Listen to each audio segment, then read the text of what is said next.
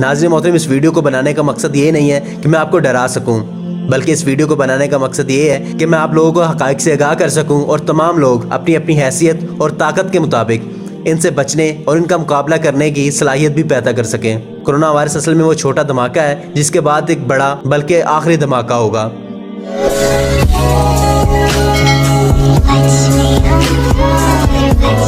بسم اللہ الرحمن الرحیم۔ السلام علیکم دوستو، آپ دیکھیں MWTV، میرا نام محمد وارث ہے۔ پوری دنیا میں نفسا نفسی کا عالم ہے، شاید ہی کوئی ملک ایسا ہو جہاں لوگوں کو گھروں میں محصور نہیں کیا گیا۔ دنیا آج سے پہلے کبھی ایسے بند نہیں ہوئی تھی کہ ماں، بیٹا، بہن، بھائی اور میاں بیوی ایک دوسرے کے لمس کو ترس جائیں۔ اس وقت تمام تر موضوعات، تمام سرگرمیاں اور تمام تر خبریں ایک ہی مسئلے سے منسلک نظر آتی ہیں، اور اس مسئلے کا نام ہے کووڈ-19۔ ناظرین محترم، یہ بات ایک حقیقت ہے کہ اس وبا نے ایک دن ختم ہونا ہے اور اس کی ویکسین بھی جلد تیار کر لی جائے گی۔ اس مرض کا عافیت کتنی زندگیاں نکلتا ہے، معاشی نظام کس قدر تباہ ہوتا ہے، اس متعلق کچھ بھی کہنا ابھی قبل از وقت ہے۔ میری اس ویڈیو کا مقصد یہ نہیں ہے کہ میں آپ کو بتاؤں کہ اس موذی مرض کی تباہ کاریاں مزید کتنی دیر تک جاری و ساری رہیں گی، بلکہ اس ویڈیو میں آپ کو یہ بتانا چاہتا ہوں کہ اس موذی مرض کے ختم ہو جانے کے بعد ہماری دنیا کیسی ہوگی اور ہماری دنیا میں کیا کیا تبدیلیاں آ چکی ہوں گی۔ کرونا وائرس تو ایک چھوٹا سا حملہ ہے جس کے بعد ہمیں ایک بڑا دھماکہ سننے کو ملے گا۔ آج کی اس ویڈیو میں آپ کے ساتھ ایسے حقائق سے پردہ اٹھانے کی کوشش کروں گا جو اکانومسٹ میگزین میں دکھائے گئے ہیں۔ آج کی اس ویڈیو کا موضوع یہودیوں کے وہ 5 خطرناک منصوبے ہیں جو کہ انہوں نے اکانومسٹ میگزین میں شائع کیے ہیں۔ ناظرین محترم، اس ویڈیو کو بنانے کا مقصد یہ نہیں ہے کہ میں آپ کو ڈرا سکوں، بلکہ اس ویڈیو کو بنانے کا مقصد یہ ہے کہ میں آپ لوگوں کو حقائق سے آگاہ کر سکوں اور تمام لوگ اپنی اپنی حیثیت اور طاقت کے مطابق ان سے بچنے اور ان کا مقابلہ کرنے کی صلاحیت بھی پیدا کر سکیں۔ کرونا وائرس اصل میں وہ چھوٹا دھماکہ ہے جس کے بعد ایک بڑا بلکہ آخری دھماکہ ہوگا۔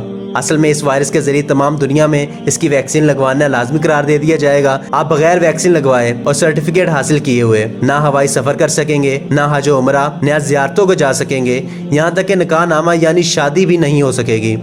بچوں کو اسکول میں داخلہ نہیں ملے گا۔ اس کام میں پہلے سے شامل بل گیٹس جیسے مخیر حضرات دل کھول کر غریب ممالک کی امداد بھی کر رہے ہیں۔ ویکسین کی تیاری میں تقریباً 5 سال کا عرصہ لگ سکتا ہے، مگر اس کے بعد تمام لوگوں کی رگوں میں یہ ویکسین دوڑ رہی ہوگی۔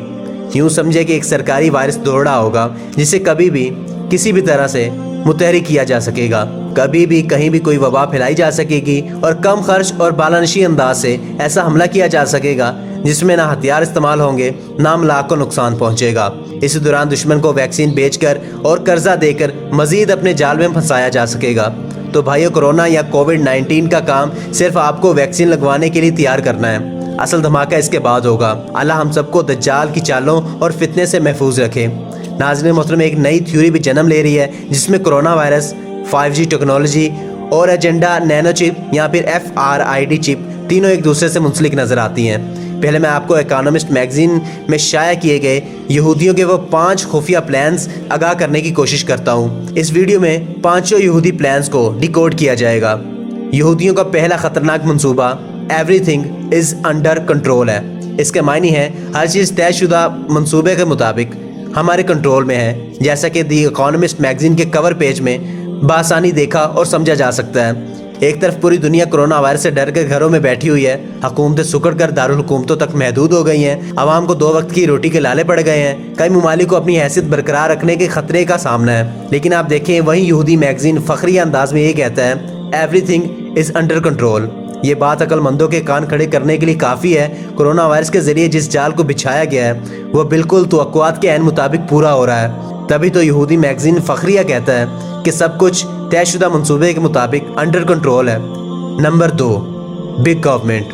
اس سے مراد عالمی حکومت ہے۔ اس بڑی حکومت کو یہودی دانا بزرگوں کی خفیہ دستاویزات دی الومناتی پروٹوکولز میں سپر گورنمنٹ کے نام سے بار بار بیان کیا گیا ہے، جس کے مطابق پوری دنیا کی ایک ہی عالمی سپر گورنمنٹ بنائی جائے گی جس کا حکمران فرعون و نمرود کی طرح پوری دنیا پر اپنے مسیحا کے ذریعے حکمرانی کرے گا۔ یہاں یہ بتانا بھی ضروری سمجھوں گا کہ ان کی عالمی حکومت بن چکی ہے، یہ اقوام متحدہ ہے، صرف اس کا اعلان کرنا باقی ہے۔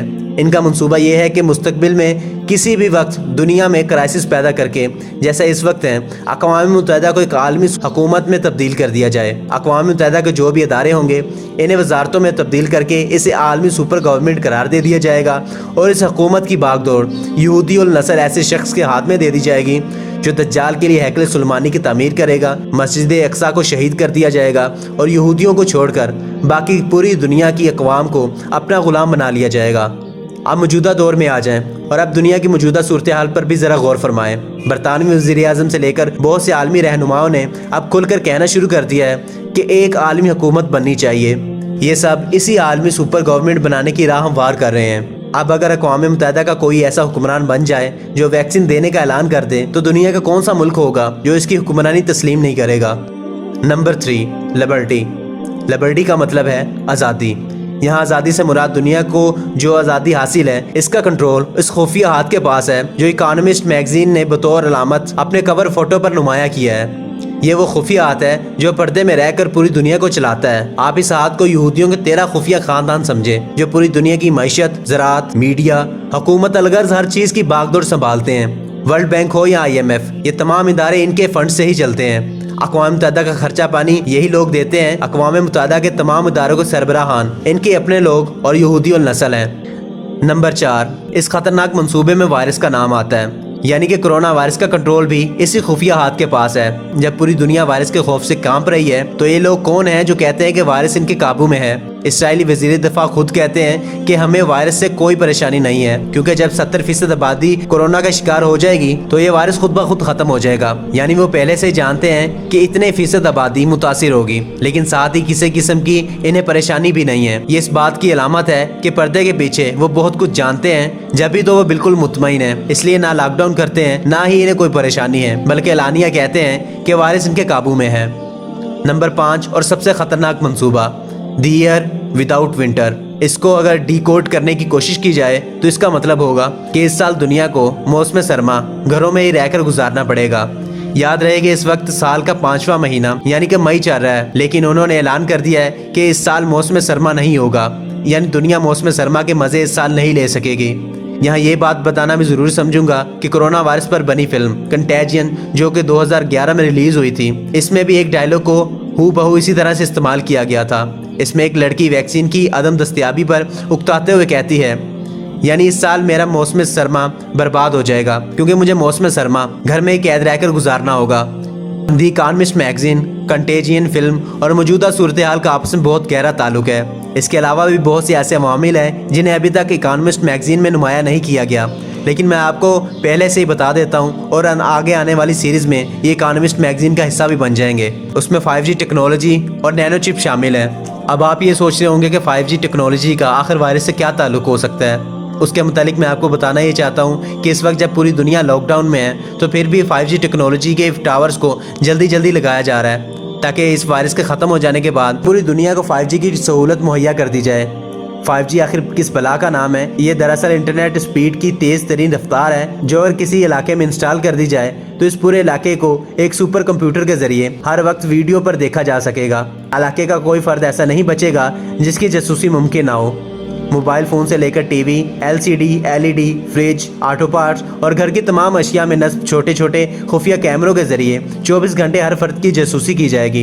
इसके बाद किसी भी शख्स की प्राइवेसी उसकी प्राइवेसी नहीं रहेगी, बल्कि आप लोगों का तमाम मवाद या खुफिया ताकतें अपने मंसूबे के लिए भी इस्तेमाल किया करेंगी। और ये भी ऐन मुमकिन है कि ये खुफिया ताकतें आपकी जासूसी करने के बाद आपको ब्लैकमेल भी करना शुरू कर दें। दूसरा मंसूबा नैनो चिप या फिर FRID चिप इंसानों के अंदर इंजेक्ट करने का है। कोरोना वायरस की वैक्सीन के नाम पर इस नैनो चिप को तमाम दुनिया के इंसानों में इंजेक्शन की मदद से इंजेक्ट किया जाएगा और उसके बाद तमाम लोगों के दिमागों को कंट्रोल करने की भी कोशिश की जाएगी। ख़वातीन के बच्चा पैदा करने के हार्मोन्स को भी कम कर दिया जाएगा, जिससे ख़वातीन के बच्चा पैदा करने की सलाहियत बहुत कम हो जाएगी या फिर इन्हें मुकम्मल तौर पर बांझ कर दिया जाएगा। इससे इंसानों का मुकम्मल डाटा इन खुफिया ताकतों के पास चला जाएगा, जिससे वो इंसानों को बड़ी हद तक ब्लैकमेल भी कर सकती हैं और इसके साथ साथ पूरी दुनिया के इंसानों के दिमाग को भी कंट्रोल कर सकते हैं। 1960 की दहाई में जब साइंस का नामो निशान नहीं था तो तब से ऐसे एक्सपेरिमेंट पर काम किया जा रहा है और बुल फाइटिंग में भी हमें कुछ इसी तरह का मंजर देखने को मिलता है, जिसमें जानवर की फ्रिक्वेंसी बहुत ज़्यादा हाई कर दी जाती है, जिसके नतीजे में उसको बहुत गुस्सा आता है